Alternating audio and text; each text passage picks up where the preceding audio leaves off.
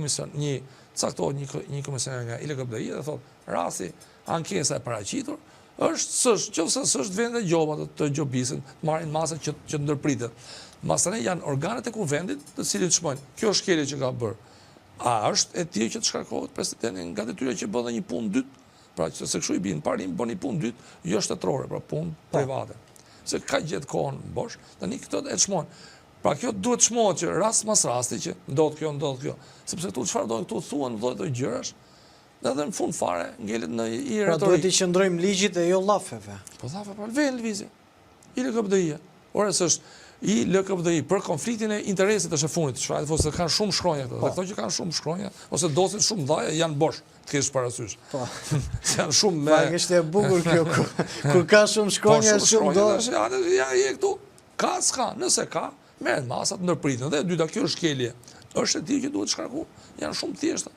Por këtu çfarë bëhet këtu, gjërat shmangen, ndodhin ngjarje tjetër edhe domethënë sigur duket sigur domethënë shkelja e ligjit është si normale. Por shkeljen e ligjit kush e konstaton?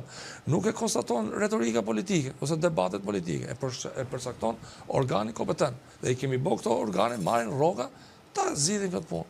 Ka apo jo? Ose të shkrihen fare, që të thosh Zoti të hapi krahun.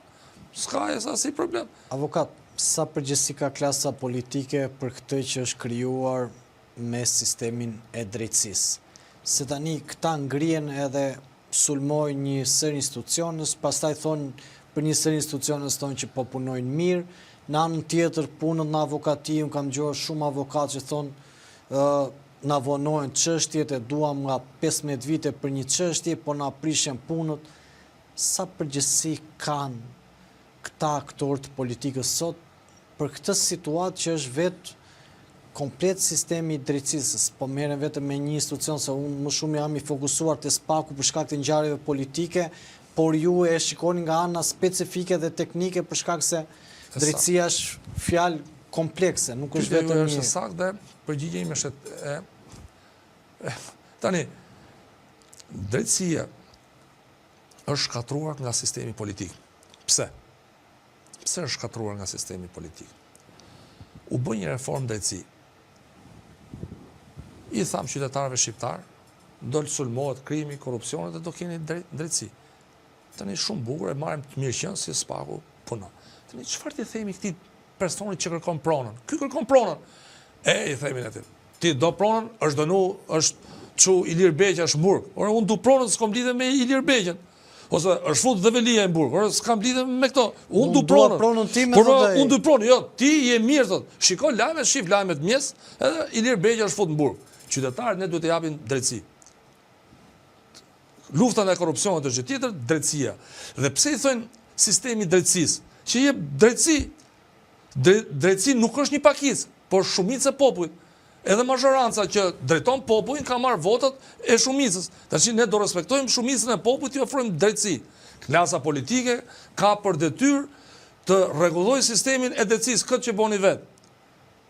Të dalin, nuk po them që të gjejmë fajtor si në kohën e mbarshme, gjej fajtorë dënohen. Neve të shohim gjyqje kolektive. Po me gjyqje kolektive. Kjo dërshtoj. Sepse nuk po i jep qytetarëve drejtësi, janë acaru njerëzit. Se s'mund t'i them, si t'i them unë klientit, boje pa dim, prit i them. Prit se është dënu dhe edhe një tjetër, është dënu dhe Alqi Bllako, t'i them. Shtite ka Alqi Bllako, më ba. Ose kemi shku të masa numër 4 të Alqi Bllako, të masa sigurimit. Thotë, unë du... Unë kam hallin e pronës time të dhe. Pronës prandaj dhe neve duhet marri ky mishmash i bërë nga klasa politike, theksoj nga klasa politike. Kjo ngarkesë psikologjike, se dhe prokurorët dhe gjyqtarët sot janë një ngarkesë shumë të rëndë psikologjike. Ndodhin ngjarja, ngarkesë e punës, sepse pjesa më e madhe e prokurorëve dhe gjyqtarëve, po ta them me garanci, kanë ndërgjegje. I vjen keq kur një dosje nuk mbaron, ose kur i shuan afatet e paraburgimit. Ke shumë persone që polirohen se përshuan afatet për shkak të ngarkesës në punë. Por çfarë të bëjnë? Kush e ka ta ndisi drejtësinë këtë drejtë? Prandaj ne duhet prioritare t'i ofrojmë qytetarit ton drejtësi. Avokat, si mund të zgjidhet kjo çështje? Se politika e ka bërë në këtë situatë dhe politika e ka për detyrë ta zgjidhë përsëri, besoj, sepse kështu funksionon. si mund të arrihet dhe si mund të vim në një konkluzion që mos të preket spaku dhe GKK-ja, mi që po bëjnë një punë dhe po merren me politikën, por të preken këto institucione tjera të cilat po ja hunxhin jetën qytetarëve. Duhet një ndërhyrje, duhet e parë një marrëveshje politike, duhet që personat cilët janë marrë me herën e parë me drejtsinë të mos merren më. Personat të Që cilët janë marrë me drejtsinë, kanë bërë ligjin herën e parë, s'duhet merren më, të hapin krahun. ose ata e kanë bërë çorap, se po morën prap ata. Duhen personat tjerë, ta shohin me vëmendje. Duhet kemi parasysh sepse formimi i kuadrove, sepse edhe kuadrët është e vështirë gjë. Shumë e vështirë në fakt. Se kjo është edhe ne tentojmë sikur në një vend i vogël jemi çdo gjë do rrugën e vet sa të formohet. Sepse ja po ta marrim një rast Ermal. Kemi 55.000 dosje gjyqtar të apelit. Shpejt e shpejt marrim 50 persona, i vëjmë punë gjyqtar, i bim